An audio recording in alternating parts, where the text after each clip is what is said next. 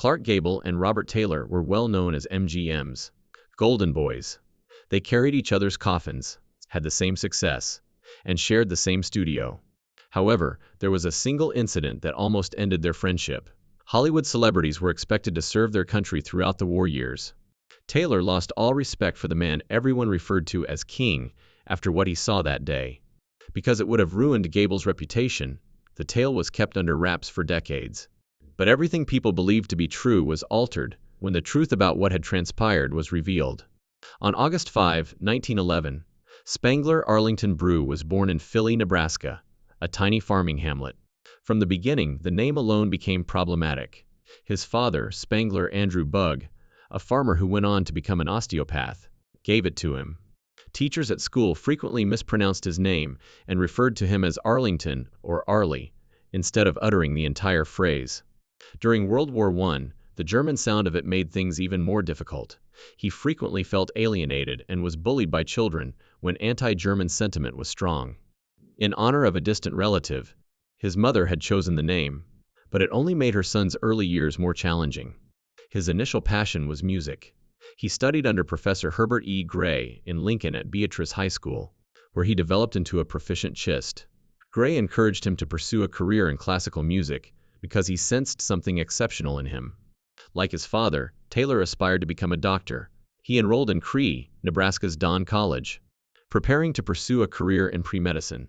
He worked as a member of a musical trio on Clay Center's KMMJ radio for 2 summers, earning a little cash while honing his act.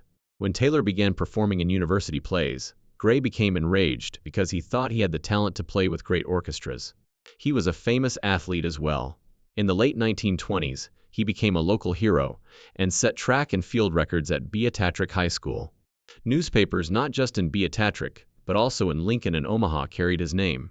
He wasn't confined to a single occasion. He demonstrated his innate coordination and perseverance by excelling in multiple areas. Colleges took notice and extended scholarships to him. He carried with him throughout his life the discipline of rigorous diets, early workouts, and a competitive mindset. Later on, his physical prowess would make him ideal for the daring parts, for which he gained notoriety. When Professor Gray relocated to California to teach at Pomona College, it was the most significant turning point. He was followed in the early 1930s by Taylor, a bold action for someone from a low-income household.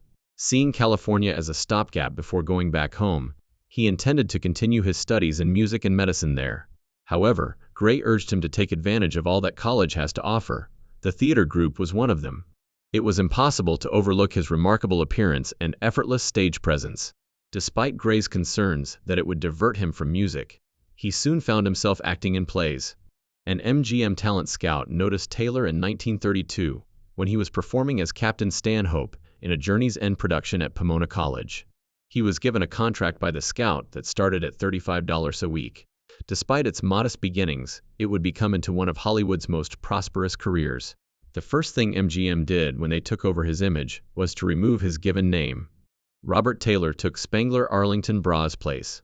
Ida Coverman and Louis B. Mayer decided without consulting him. They said that the new moniker would increase ticket sales and was more powerful and American.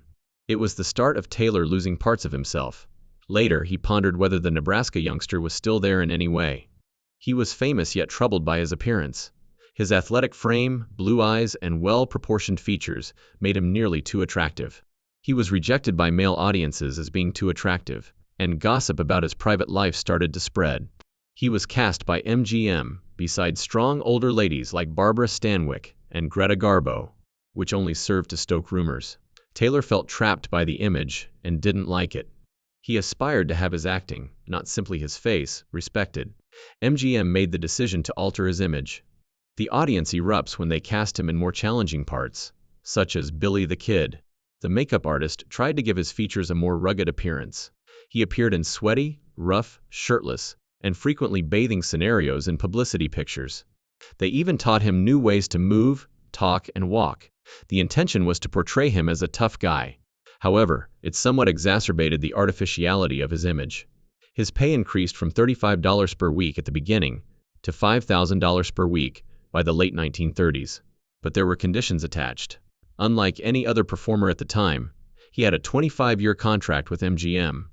Every part he performed was predetermined by the studio, which changed him from love lead to action hero to Western star, as they saw fit. He never turned down a part. According to industry sources, his devotion to MGM occasionally made him uninteresting to the media. Additionally, he had to answer to both his wife and the studio, which limited his personal independence.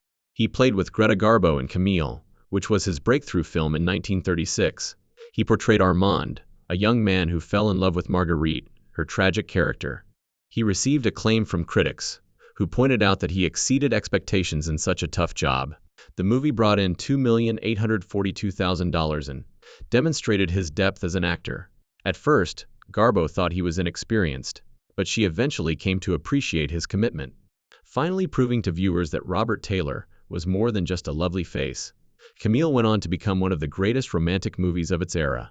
Hollywood couldn't stop raving about Barbara Stanwyck's marriage to Robert Taylor on May 14, 1939. Even though there was just a 3-year age difference at the time, it was enough for rumors to circulate throughout the studio complex. The industry frequently referred to Barbara's age of 31 as elderly for a leading lady. At the age of 28, Taylor, a charming young man from a small Nebraskan town, had emerged as MGM's ideal romantic partner. Barbara was a strong, independent actress who had previously been married once and owned her own ranch. In contrast, Taylor was still becoming used to Hollywood culture. Their ages weren't the only topic of conversation. It was a question of power. They made jokes about her robbing the cradle. Some even referred to her as his mother figure. She had established her reputation with bold movies like Babyface and earned a lot more money than he did.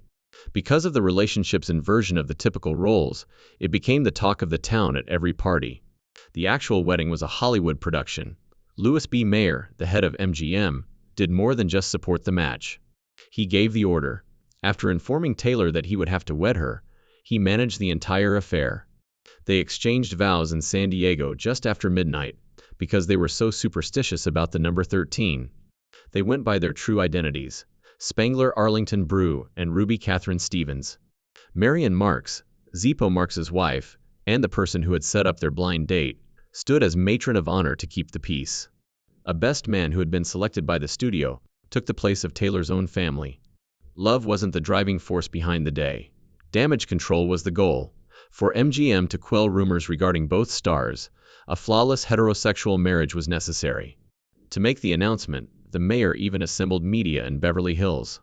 Insiders secretly chuckled at how clear the studio's strategy had been, and the whole situation felt manufactured. She was married to Taylor 7 years prior. On February 5, 1932, Barbara adopted a boy called Anthony Dion Fay. She had thought that having a child would help her and her first husband, Frank Fay, get through their difficult marriage. She retained custody of Tony after the marriage ended, but she never grew close to him. She appeared unable of showing him affection because of the severe scars from her own childhood abandonment. Tony was just 7 years old when Taylor joined the family. The youngster now had a mother who treated him like an unwanted guest, and a stepfather who hardly paid him any attention. She didn't talk about him at all and kept his picture concealed in her closet. The separation was irreversible as he grew older. She refused to see him, even when he attempted to visit her while she was near death. Tony should forget she was his mother, her brother advised. In her will, she left him nothing. Still hoping for a relationship that never materialized, Tony passed away in 2006. Taylor's own actions caused a number of scandals. He had an affair with Lana Turner in 1941 while making Johnny Eager. He boasted to his pals about his obsession with her, and his need to spend at least one moment with her. Barbara apparently tried suicide because she was so shocked when she learned. However, this was only one betrayal in a series. While filming Quotas in Rome in 1950, Taylor publicly courted Italian extra Lea DeLeo. He didn't bother concealing their relationship, and was seen leaving the brothel in a photo. For Barbara, the shame was immense. Taylor appeared to be trying to pressure her into filing for divorce. She rushed to Rome to confront him, and for 6 weeks, they quietly negotiated the dissolution of their marriage, while pretending to be a happy couple for the cameras. She was shocked when he immediately agreed to the divorce. When she eventually made the offer, it was then that she understood his affairs had been a premeditated attempt to force her to let go. Taylor made an unexpected decision in February 1943. He was much too old to be drafted at 32. He had every legal excuse to avoid military, was married, and contributed significantly to the war effort at home. The studios wanted their stars to sell war bonds, stay in the United States, and make patriotic movies. But Taylor joined the U.S. military on February 9, 1943. His real name was Naval Air. He only postponed until Song of Russia was completed, at which point he reported for duty in August. He was accepted by the Navy, but they soon determined he was too old to fight. Rather than serving overseas, he was tasked with training pilots after rising to the rank of lieutenant junior grade. It hurt. His instructions kept him in the United States, despite his desire to serve on the front lines. Nevertheless, on January 11, 1944, he received his wings and placed fifth in instructor training, demonstrating that he was among the best in his class. The 17 Navy training videos he produced between 1943 and 1945 had the most enduring influence. These were not your average propaganda pieces. They were expertly designed instructional resources that addressed everything from the fundamentals of aviation to battle tactics. Pilots were instructed on how to operate the Stearman II's espionage plane in the movie Flight Sense. To keep the training interesting, he even incorporated humor. The New York Times in particular gave him high marks for his narration of the 1944 documentary, The Fighting Lady. The fact that Taylor had never flown a military aircraft prior to enrolling added to the work's extraordinary quality. He began at zero, trained hard in New Orleans, and became an expert teacher and pilot. He gained notoriety at the Naval Air Station at Livermore, California, for his ability to communicate difficult ideas in ways that were easy for his students to understand. One of Hollywood's most stable marriages came to an end when Barbara Stanwyck filed for divorce from Robert Taylor in February 1951. They had spent 12 years together. The move started as a bluff and shocked the industry. Taylor began a highly visible romance with Italian actress Lea DeLeo in 1950 while he was in Rome filming Quotes.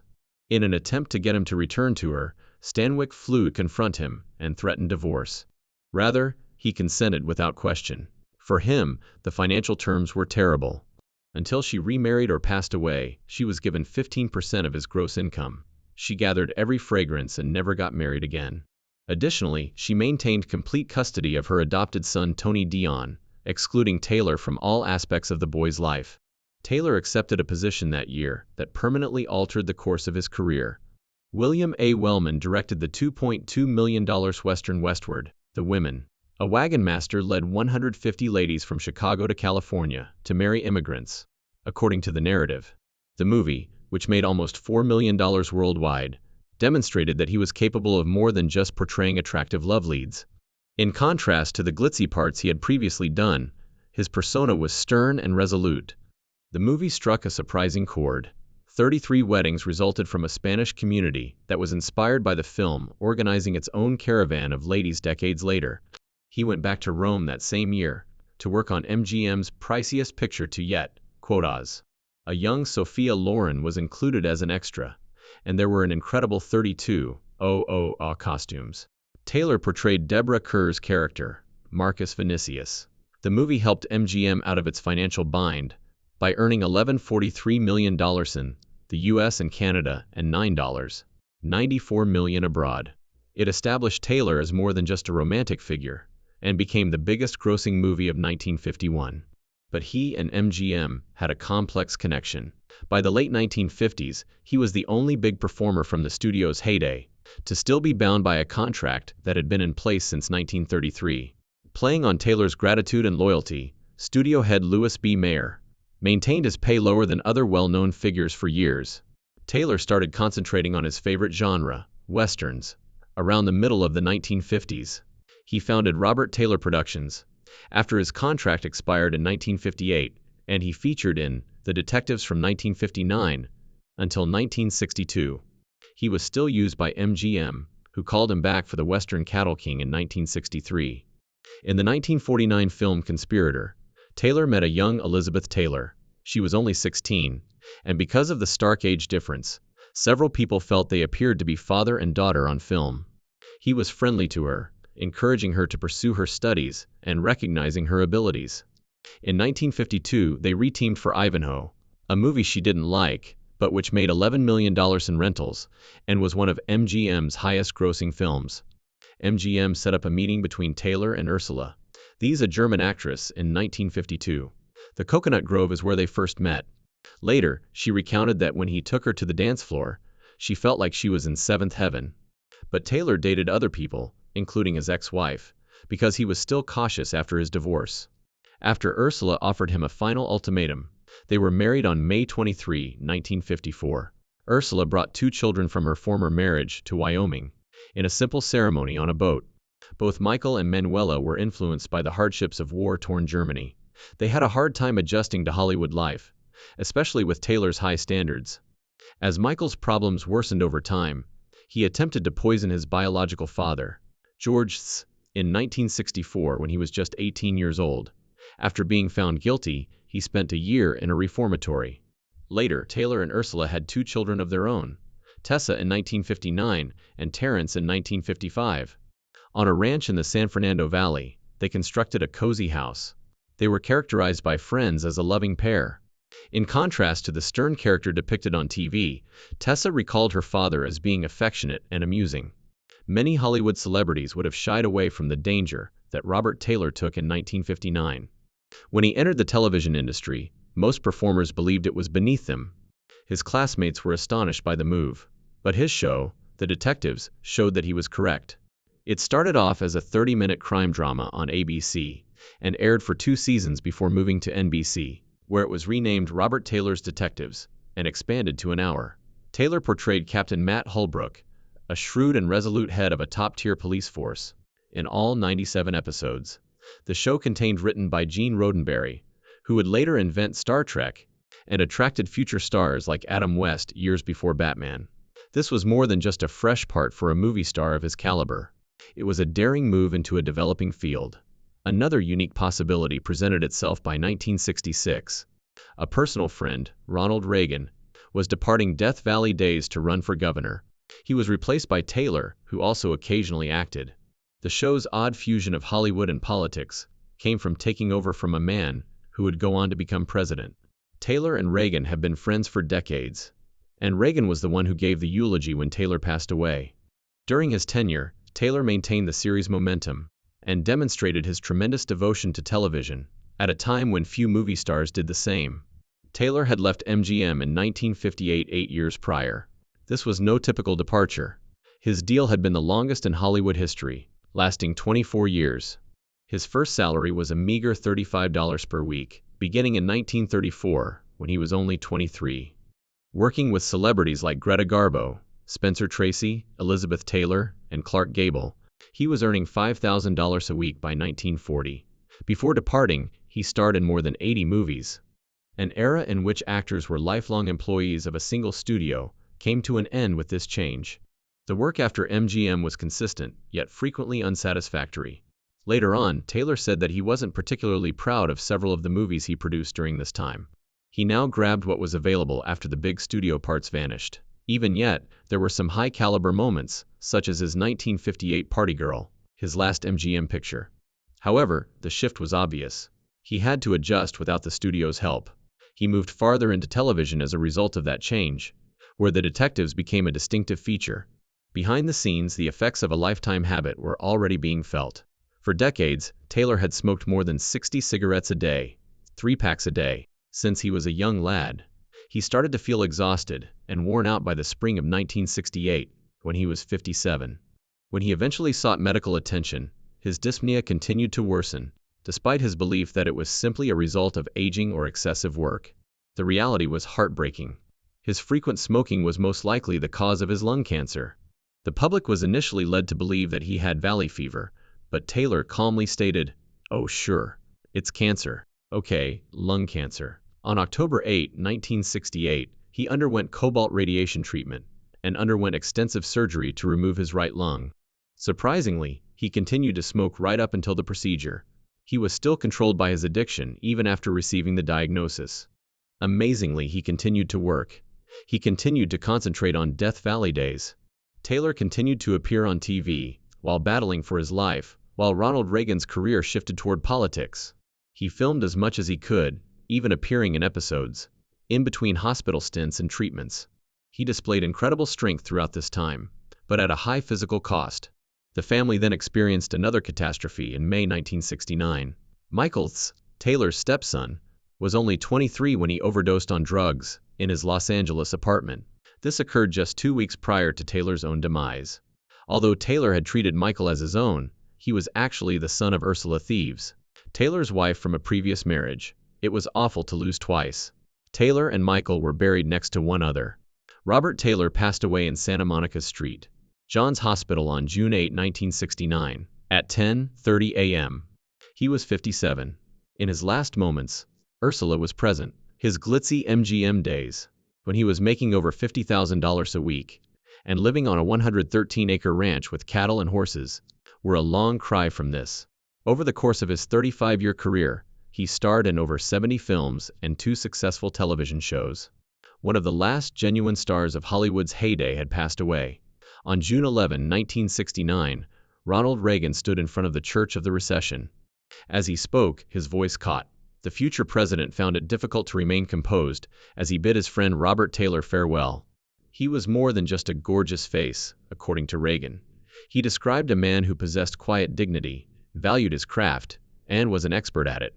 The tape now sits in the Reagan Presidential Library, a treasured piece of California's political and film history, because the moment was so potent. Reagan's political activity was influenced by their connection, which had been established in the conservative circles of old Hollywood. Reagan portrayed Taylor as the epitome of Midwestern decency in his tribute, a man whose death left a void in a field that was already losing its old guard. There was another legend for whom Taylor had been there. He carried Clark Gable's casket into the same church, where he would eventually be buried on November 19, 1960, walking with Spencer Tracy and James Stewart. The funeral was strictly guarded, formal, and included military honors. It was an uncommon reunion of MGM's most talented men, who had vying for parts but held each other in the highest regard. Gable's choice of Taylor as a pallbearer demonstrated his respect for him, acknowledging a career that had paralleled his own transformation from romantic lead to tough hero. An entire period seemed to come to an end when Taylor passed away on June 8, 1969, at the age of just 57. He set a record of 24 years under contract with MGM that would never be surpassed. Between 1934 and 1958, he had survived the rise and fall of the studio system, outliving luminaries like Joan Crawford, Katharine Hepburn, Tracy, and Gable. By the time he left, the business was moving in the direction of Hollywood's new wave of directors. In addition to the loss of a man, his passing signified the demise of a system that had created stars from the ground up. For his wife, Ursula, the blow was even more devastating. She had discovered her son Michael dead from a heroin overdose on May 26, just 2 weeks prior. He was 24. Throughout his turbulent existence, Michael had served time for attempting to poison his own father. Taylor, who was already losing his fight with lung cancer, was never informed by Ursula. Keeping herself together for her surviving children, she organized both funerals by herself. As a silent reminder of the family's tragic tragedy, Taylor and Michael are now buried next to each other. Taylor carried a hidden tempest of insecurities, despite his notoriety as the man with the ideal profile. His clothing were his obsession. He once told Louise Renner that having 10 well-tailored outfits was his greatest goal. He thought they could compensate for what he perceived as a lack of acting ability. Actually, he was constantly looking for parts that would demonstrate that he was more than just a good-looking man. He started deviating from the leading man stereotype in 1941 by playing darker parts like Johnny Eager and Billy the Kid. Nevertheless, he frequently dismissed his accomplishment, claiming that acting was the simplest job in the world, and attributing success to luck rather than skill. His duty throughout the war revealed a whole another aspect. Eager for combat action, he enlisted in the Naval Air Corps at the age of 32, but was informed that he was too old to serve abroad. Rather, he dedicated his time to narrating the combat documentary, The Fighting Lady, serving as a flight instructor and directing 17 Navy training videos. Hollywood's protective hand kept him in the United States, even if he desired danger. He continued to get involved in politics after the war, testifying before Congress against suspected communists, and co-founding the Motion Picture Alliance for the preservation of American ideals. When his films were outlawed in some European countries, the position lost him money. But he wouldn't budge. Taylor placed the highest importance on loyalty, in spite of the politics and gossip that surrounded him. He stayed close to Reagan and maintained a friendship with Jack Benny for decades. Even Barbara Stanwyck, his ex-wife, who was entitled to a portion of his income following their divorce, attended his funeral. He maintained close professional relationships with directors he trusted and remained friends with those, like as Humphrey Bogart, whose politics ran counter to his own. He succeeded Reagan as presenter of Death Valley Days in his later years.